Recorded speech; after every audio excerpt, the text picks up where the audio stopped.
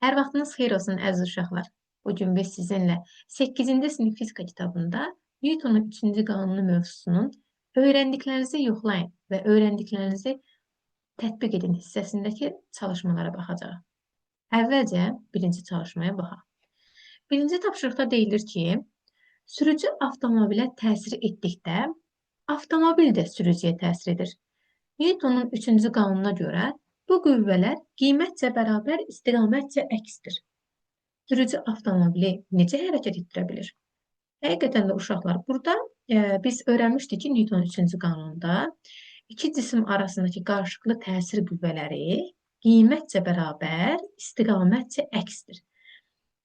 Yəni ki, sürücü avtomobilə müəyyən bir F qüvvəsi ilə təsir edirsə, eyni zamanda avtomobil də həmin qüvvəyə bərabər, amma əks istiqamətdə bir qüvvə təsir edir. Buradakı mənfi işarəsi əks istiqamətdə olduğunu göstərir. Yəni, sadə dildə desək, sürücü avtomobilə 100 Newton qüvvə ilə təsir edirsə, eyni zamanda avtomobil də sürücüyə 100 Newton qüvvə ilə təsir edir. Yaxşı, bu qüvvələr bir-birinə bərabərdirsə, bəs necə olur ki, avtomobil hərəkətə keçir? Necə olur ki, bu qüvvələr bir-birini ləğv etmir? Burada əsas fikir budur ki, bu iki qüvvə eyni cismin üzərində təsir etmir. Sürücünün avtomobilə tətbiq etdiyi qüvvə avtomobilə təsir edir və onu hərəkətə gətirir. Avtomobilin sürücüyə tətbiq etdiyi əks qüvvə isə sürücüyə təsir edir, avtomobilə yox. Yəni, əsas fikir ondan ibarətdir ki, bu iki qüvvə eyni cisim üzərində tətbiq olunmur. Sürücü yerdən dayaq götürərək avtomobilə təsir edir və bunun nəticəsində avtomobil hərəkətə getmiş olur. Amma avtomobil isə yalnız sürücüyə təsir edir. Yəni, əslində Newtonun 3-cü qanununa görə bu qüvvələr bir-birinə bərabərdir. Bəli, doğru. Amma eyni cisim üzərində tətbiq olunmadığı üçün avtomobil hərəkətə keçmiş olur. Yəni, səbəb odur ki, bu iki qüvvə eyni cismin üzərində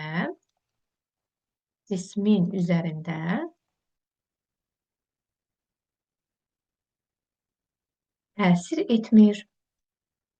Yəni, səbəb bundan ibarətdir. Yəni, bu iki qüvvə eyni cismin üzərində təsir etmədiyinə görə avtomobil hərəkətə keçmiş olur. Keçək indi ikinci suala. İkinci sualda deyir ki, qarşılıqlı təsirdə olan iki cisimdən birinə təsir edən qüvvə 5 Newtona bərabərdir və o sola yönəlib. Digər qüvvənin qiymətini və istiqamətini müəyyən edir. Newtonun 2-ci qanunundan biz bilirik ki, istənilən iki cismə təsir edən qüvvə qiymətcə bərabər, istiqamətcə isə əksdir. Yəni ki, burada tətbiq olunan qüvvə 5 Newtondursa, özü də sola doğru 5 Newtondursa, demək ki, buna qarşılıq verən qüvvə sağa doğru istiqamətdə 5 Newton olacaq. Deməli, digər qüvvənin qiymətini və istiqamətini müəyyən edin. Digər qüvvənin qiyməti və istiqaməti olacaq sağa doğru 5 Newton. Yəni ki, bu qüvvənin əksi. Qiymətcə bərabər, istiqamətcə əks istiqamətdə. İndi keçək uşaqlar 3-cü məsələyə. 3-cü məsələdə deyilir ki, ştativdən asılmış kürəyə hansı qüvvələr təsir edir? Kürə hansı cisimlərə təsir göstərir? Qüvvə diaqramı çəkərək cavabınızı izah edin. Baxın uşaqlar, biz bilirik ki, bu kürəyə təsir edən ağırlıq qüvvəsi necədir?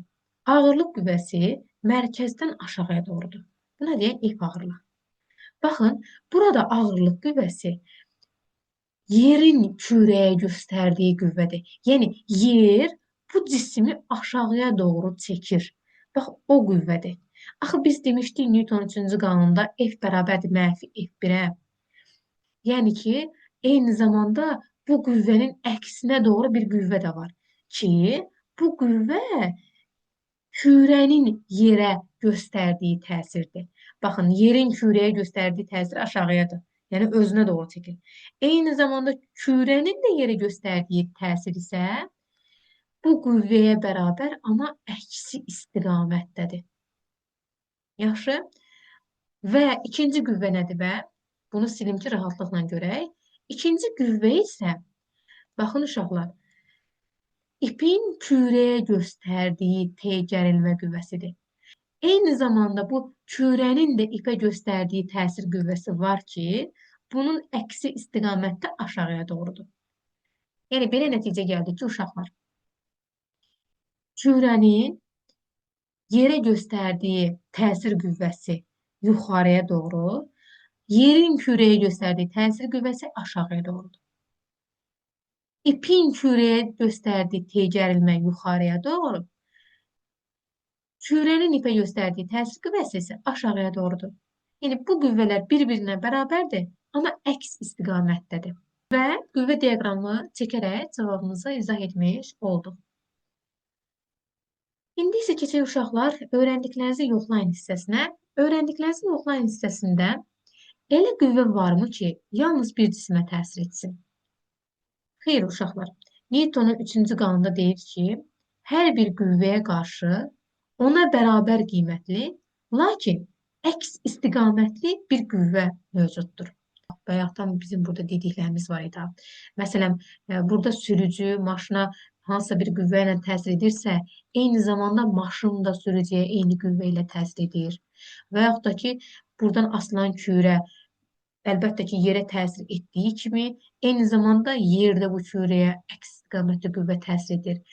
Yəni, fərqi yoxdur. Məsələn, stolun üzərində bir kitab götürək. Bu kitab masaya təsir etdiyi kimi, eyni zamanda masada həmin kitaba təsir edir. Yəni, bütün qüvvələrin mütləq şəkildə bir qarşılığı vardır. Yəni, heç bir qüvvə tək başına yalnız bir cismə təsir edə bilməz. Qüvvələr həmişə kütlərlə mövcuddur. Yəni, təsir və əks təsir qüvvələri həmişə cismə tətbiq olunmuş olur. Daha sonra qaçış yarışlarında idmançılar hərəkətə başlamaq üçün şəkildə göstərilmiş qurğudan istifadə edirlər. Bu qurğunun idmançıya nə köməyi olduğunu izah edin. Əslində, biz idman yarışları izlədiyimiz zaman bu kimi qurğuları görmüşük. Və bizdə hər zaman maraq doğurub ki, bu hansı işə yarayır idmançılar üçün. Baxın uşaqlar, idmançı hərəkətə başlamaq üçün bədənini irəli atmalıdır. Bunun üçün o ayaqları ilə dayaqlara qüvvə təsir edir. Eyni zamanda hansı qüvvə ilə bu dayağa təsir edirsə, dayaq da eyni reaksiya qüvvəsi ilə idmançını irəliyə doğru atmış olur. İdmançı ayaqları ilə dayaqlara itələyici qüvvə göstərdikdə, dayaqlar da eyni qiymətli, lakin əks istiqamətli qüvvə ilə idmançını irəliyə doğru itələyir. Yəni ki, buradan belə bir nəticə çıxarmış oluruq ki, bu dayaq hansı işə yarayır? Əvvəlcə o işə yarayır ki, idmançıya möhkəm dayanmaq üçün, sürüşmədən güc toplamaq üçün imkan verir. Eyni zamanda idmançı dayağa hansı qüvvə ilə reaksiya göstərirsə, dayaq da eyni qüvvə ilə sanki idmançını irəliyə doğru itələmiş olur. Məhz bu səbəbdən idman yarışlarında, qaçış yarışlarında idmançılar bunlardan istifadə etmiş olurlar. Daha sonra keçək 3-cü suala. 3-cü sualda deyir ki, Newtonun 3-cü qanuna əsasən aşağıdakı halları izah edin. Elektrik yükü olan iki zərrəcik ipdən asılıb. Baxın, burada iki zərrəcik bir-birinə itələnib, düzdür?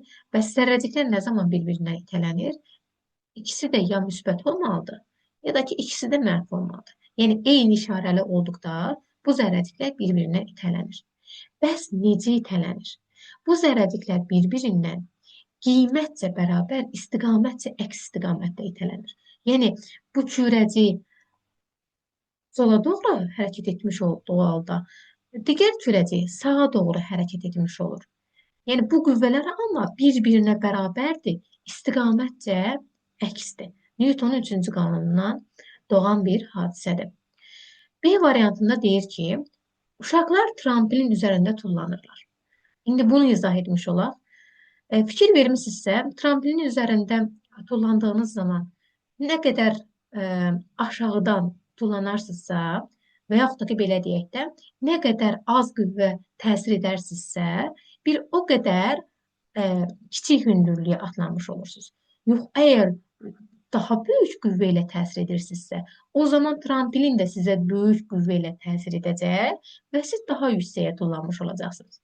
Yəni buradan belə nəticəyə gəlirik ki, yenə də Newtonun üçüncü qanununa əsaslanaraq hansı qüvvə ilə biz tramplinə təsir ediriksə, tramplin də eyni zamanda həmin qüvvə ilə bizə reaksiya vermiş olur. Və digər C variantını izah edək. C variantında maşın divara dəydikdə həm divar, həm də maşın əzilir. Yenə də bunun səbəbini araşdıraq. Maşın divara hansı qüvvə ilə təsir edirsə, eyni zamanda divar da maşına eyni qüvvə ilə təsir edir. Və bunun nəticəsində maşın divara təsir etdikdə divarda aşınma prosesi baş verir və divar da eyni qüvvə ilə maşına təsir etdiyi üçün maşında da aşınma hadisəsi baş verir. Yəni ki, maşının divara göstərdiyi qüvvə ilə evin maşına göstərdiyi qüvvə bir-birinə bərabər istiqamətcə əks olan qüvvələrdir. Keçək dördüncü və sonuncu məsələyə. Dördüncü məsələdə deyilir ki, kütləsi 100 qram olan alma tərəfindən yer kürəsinə təsir edən cazibə qüvvəsinin istiqamətini və qiymətini müəyyən edin. Əvvəlcə biz bilirik ki, cismə təsir edən ağırlıq qüvvəsi F bərabərdir M vurulsun J üstü ilə hesablanır. M bərabərdir 100 qram olduğu üçün biz bunu əvvəlcə kiloqrama çevirək. O da eləyir 0,1 kiloqram. Və cismə təsir edən qüvvəni hesablasaq, F bərabərdir 0,1 vurulsun 10-a. Bu da bərabərdir 1 Newton. Deməli, baxın uşaqlar, tutaq ki, bu olsun alma. Yerin almaya təsir etdiyi qüvvə aşağıya doğru olmuş olacaq. Amma eyni zamanda axı alma da yerə əks qüvvə ilə təsir edəcək.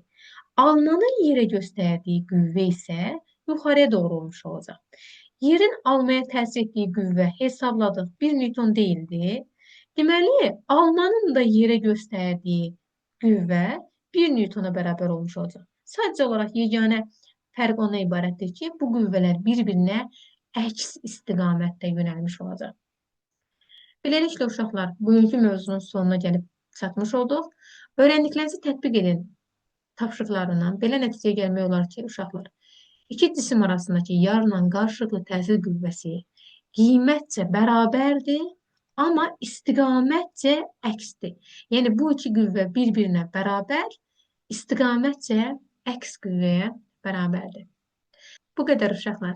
Ümid edirəm ki, hər şey sizə aydın oldu. Sağ olun.